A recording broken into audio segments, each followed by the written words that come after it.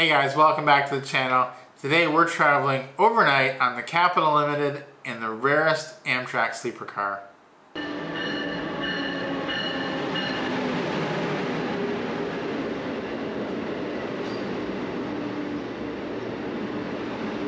We have been on a lot of Amtrak trains over the years, and we thought we'd been in just about every room, every type of car that's possible. The Superliner 1, the Superliner 2, Viewliner 1, Viewliner 2, roomette, bedroom, family bedroom. We've been in them all. So it was a surprise to us when we got on this Capital Limited train and we saw our ticket. Now normally if you get a roomette, we booked a roomette for this train, and if you get a roomette, your ticket, your room number is going to be a low number, like 1, 5, 8, something like that. Definitely below 15. Well, on this train, our room number was in the 20s, and we thought, what is going on here? This is some type of mistake, or what's going on? And we didn't know, so we were a little bit questioning. And when we got to the train, we found out what was going on. That's right. This was not a regular train car like we've been used to. We're walking down the hallway and we're thinking, why are these all roomettes? It's just one straight long hallway. There's no curve and corner to the bedrooms. And we also passed a shower on the upper right. level. And so that was a little like, what is going on here? We were like, wait a minute, why is there a shower upstairs? We were super confused. And then we had to know what kind of car we were in. We're like, this is some kind of special car, or like what happened here? And so obviously we quickly asked our room attendant, who told us what type of car this was. So let's give you guys a tour of our room and what this upstairs shower was all about. It is time for a room tour. Now, before I do that, we are on a Superliner 2, but this is an unusual car in that this is what was called a transitional car, or a transition car, and it would normally house half staff, half passengers. But today, it's all passengers. Now, this particular car has no bedrooms in it. It does have a family bedroom downstairs, and it has all regular rooms up here. No, I'm sorry, it doesn't have a family bedroom downstairs. It's literally just all roomettes. And the bathrooms are unusual as well, which Rob will give you a tour of later. But I think it's interesting.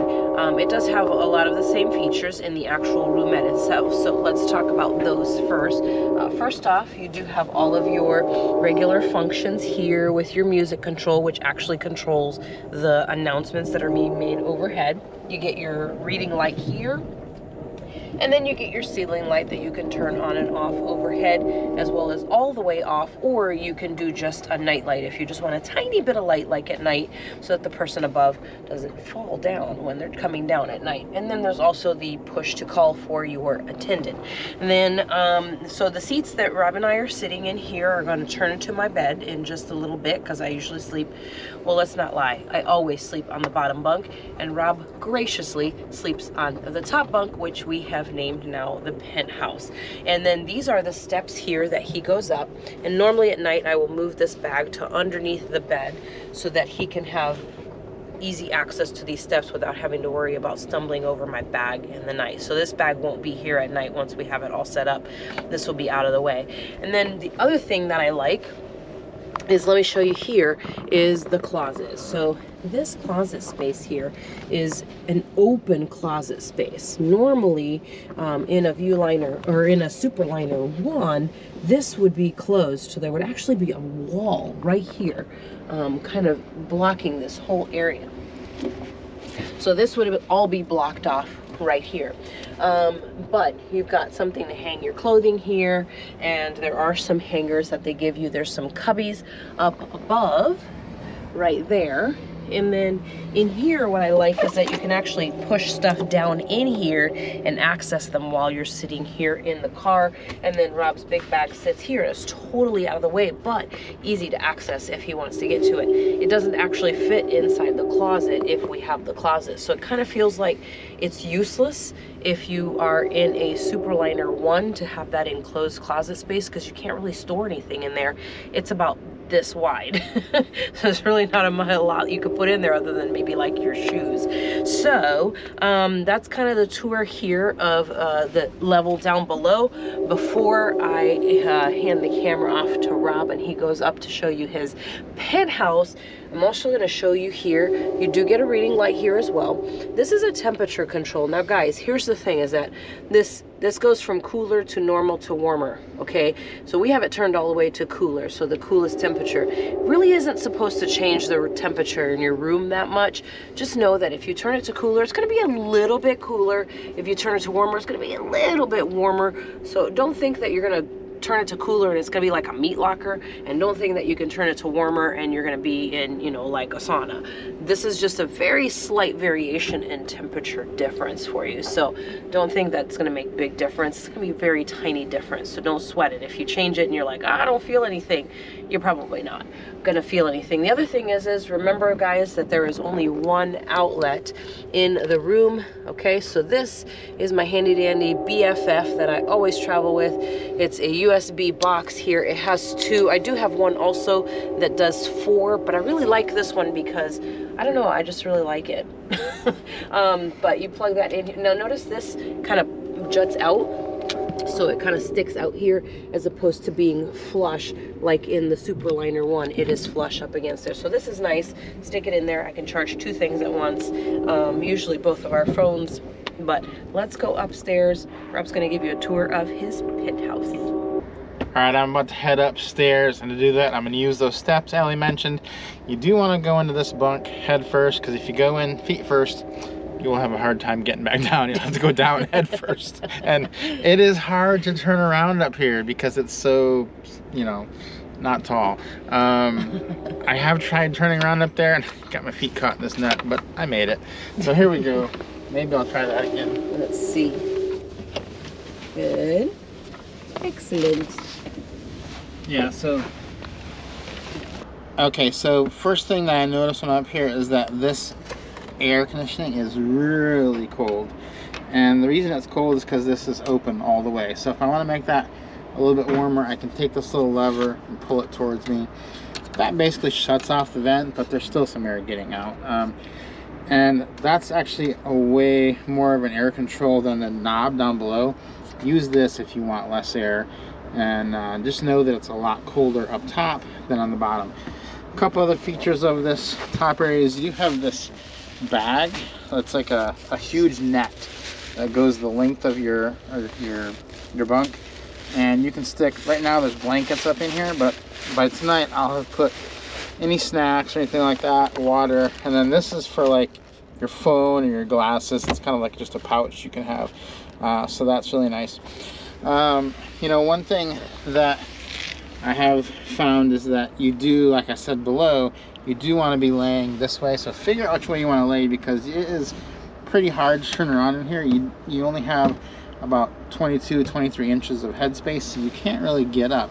And if you want to get down this way, you just have to kind of scoot and then just kind of swing your legs over. So there's not a lot much else going on up here. You don't have any windows. You do have one hook, and these 2 cubbies I like to take these washcloths out and store whatever I want in there. So that's about it from up here. I'm going to try to see just how hard it would be to turn around in one of these, because this is a little bit shorter than usual. So let's see if I can get turned around.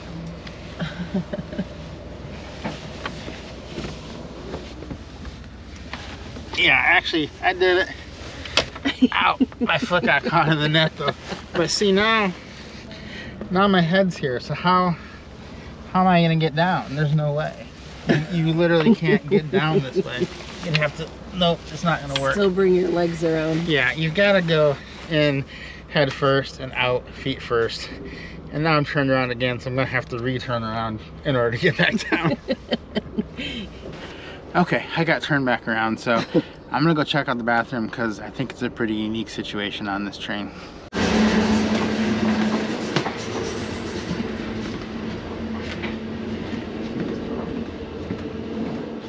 Okay, Okay, so this is the only time I've ever seen this on any Amtrak train, and it is a bathroom and a shower in one. So I'm standing in the shower right now, as you can see, and it has a little knob there for you, and this part swivels, and I'm in the shower, but we also have a toilet. So normally you have a shower and you have just like a little dressing room, and this is on the upper floor, so I've never seen a shower on the upper floor. And there's also a shower on the lower floor too in this car, so that's pretty cool.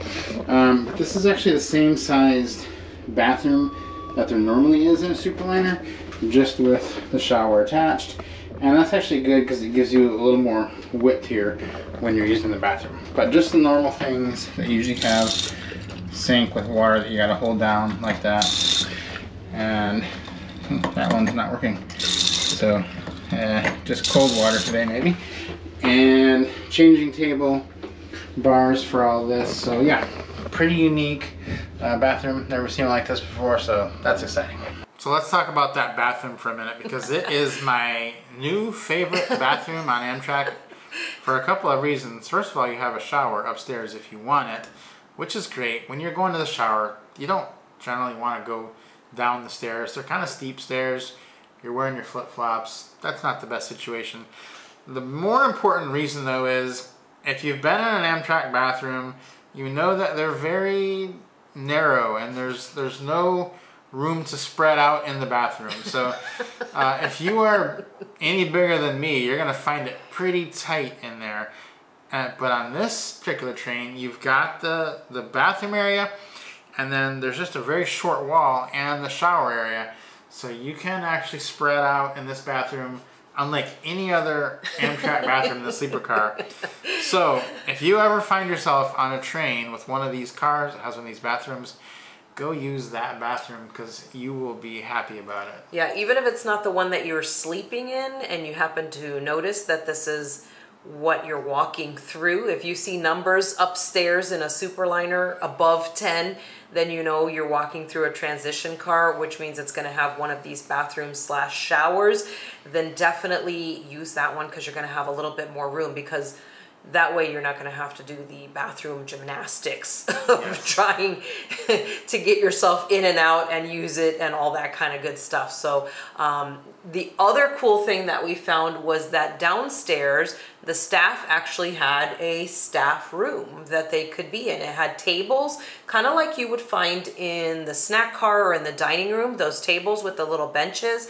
They had those down there, and that was for, you know, like a staff area, which generally you'll find on most trains, the staff reserves an area or a part of the either snack car, the cafe car, or the dining car, or both, depending on what kind of train you're on.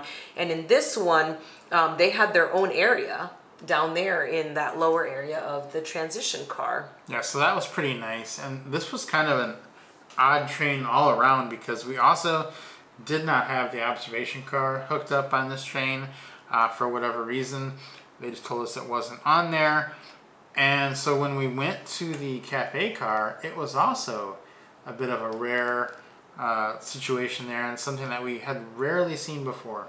Yeah, so this was dining car and also a cafe car, but the layout was so different than anyone we had ever seen before. So we'll show you what that looks like here.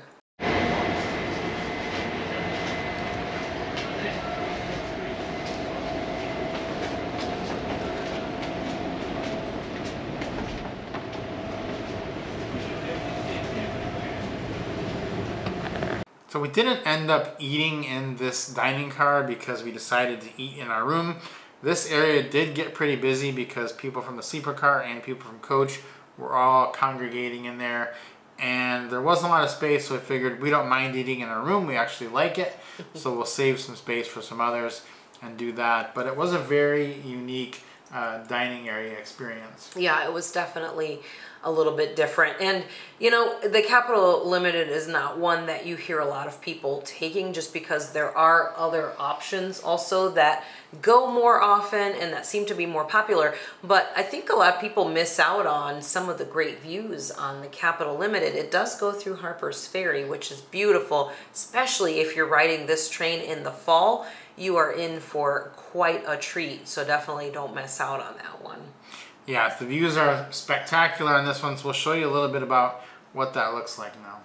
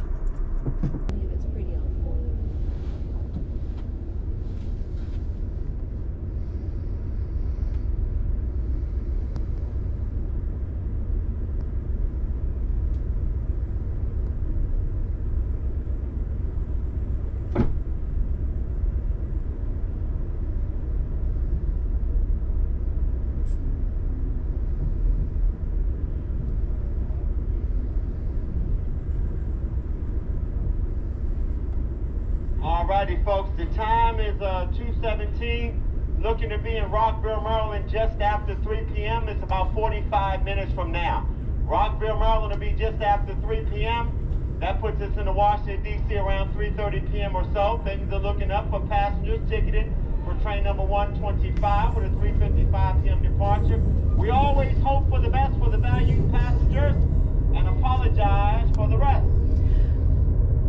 For this leg of the trip from Chicago to DC, we used points to get this roomette, and it cost us a total of 16,000 points.